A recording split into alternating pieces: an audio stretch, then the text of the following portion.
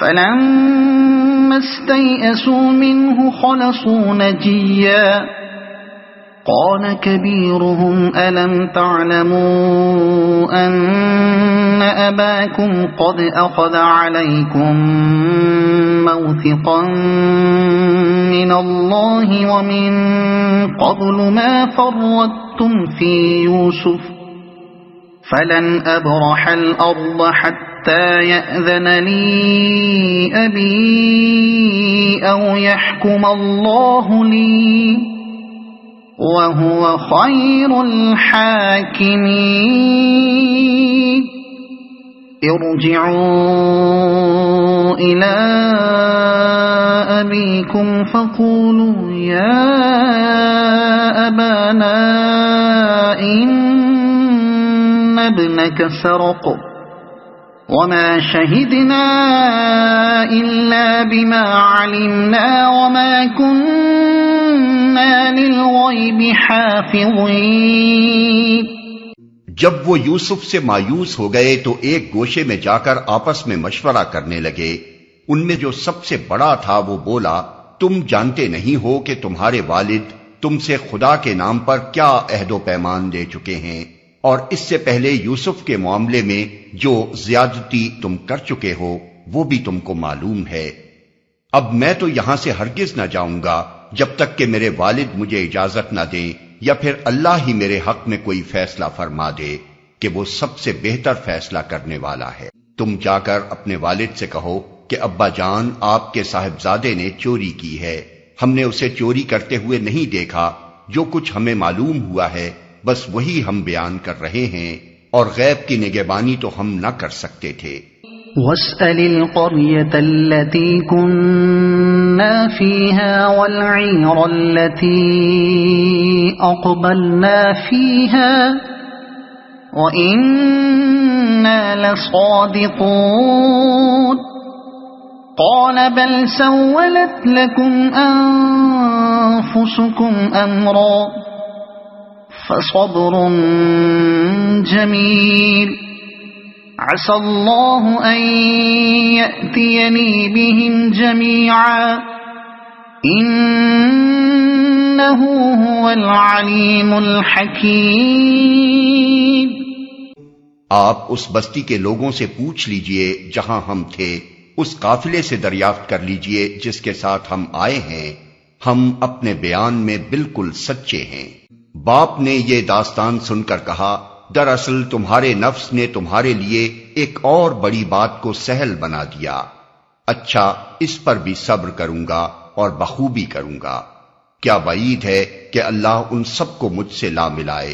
وہ سب کچھ جانتا ہے اور اس کے سب کام حکمت پر مبنی ہیں.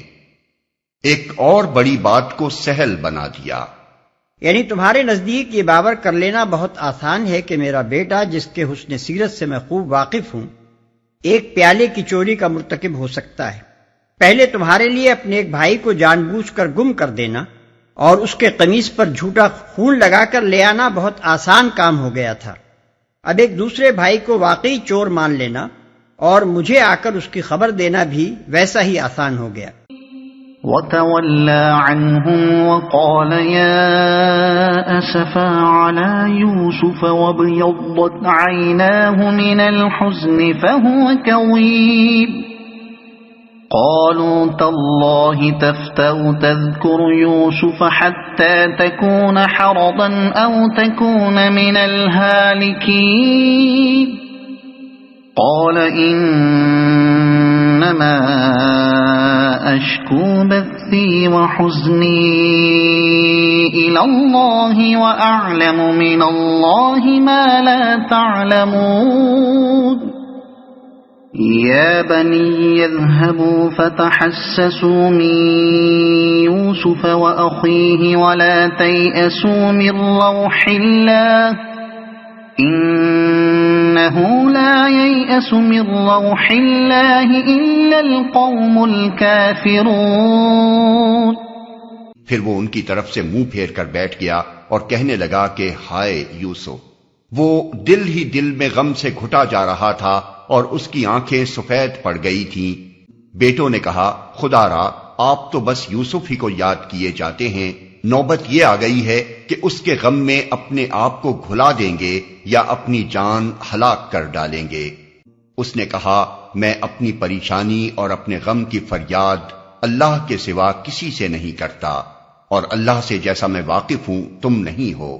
میرے بچوں، جا کر یوسف اور اس کے بھائی کی کچھ ٹوہ لگاؤ، اللہ کی رحمت سے مایوس نہ ہو، اس کی رحمت سے تو بس کافر ہی مایوس ہوا کرتے ہیں۔ فلما دخلوا عليه قالوا يا أيها العزيز مسنا وأهلنا الضر وجئنا ببضاعة مزجاة فأوف لنا الكيل وتصدق علينا إن الله يجزي المتصدقين قال هل علمتم ما فعلتم بيوسف وأخيه إذ أنتم جاهلون۔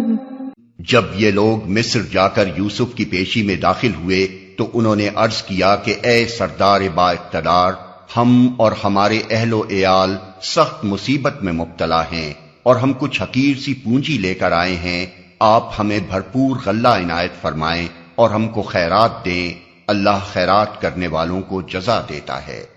یہ سن کر یوسف سے نہ رہا گیا، اس نے کہا تمہیں کچھ یہ بھی معلوم ہے کہ تم نے یوسف اور اس کے بھائی کے ساتھ کیا کیا تھا جبکہ تم نادان تھے؟ آپ ہمیں بھرپور غلہ عنایت فرمائیں اور ہم کو خیرات دیں۔ یعنی ہماری اس گزارش پر جو کچھ آپ دیں گے وہ گویا آپ کا صدقہ ہوگا۔ اس غلے کی قیمت میں جو پونجی ہم پیش کر رہے ہیں وہ تو بے شک اس لائق نہیں ہے کہ ہم کو اس قدر غلہ دیا جائے جو ہماری ضرورت کو کافی ہو۔ قالوا أئنك لأنت يوسف قال أنا يوسف وهذا أخي قد من الله علينا إنه من يتق ويصبر فإن الله لا يضيع أجر المحسنين قالوا تالله لقد آثرك الله علينا وإن كنا لخاطئين قال لا تثريب عليكم اليوم يغفر الله لكم وهو أرحم الراحمين اذهبوا بقميصي هذا فألقوه على وجه أبي يأت بصيرا وأتوني بأهلكم أجمعين۔ وہ چونک کر بولے ہاں کیا تم یوسف ہو؟ اس نے کہا ہاں میں یوسف ہوں اور یہ میرا بھائی ہے، اللہ نے ہم پر احسان فرمایا۔ حقیقت یہ ہے کہ اگر کوئی تقوی اور صبر سے کام لے تو اللہ کے ہاں ایسے نیک لوگوں کا اجر مارا نہیں جاتا۔ انہوں نے کہا بخدا کہ تم کو اللہ نے ہم پر فضیلت بخشی اور واقعی ہم خطاکار تھے۔ اس نے جواب دیا آج تم پر کوئی گرفت نہیں، اللہ تمہیں معاف کرے، وہ سب سے بڑھ کر رحم فرمانے والا ہے۔ جاؤ میرا یہ قمیص لے جاؤ اور میرے والد کے منہ پر ڈال دو، ان کی بینائی پلٹ آئے گی، اور اپنے سب اہل و عیال کو میرے پاس لے آؤ۔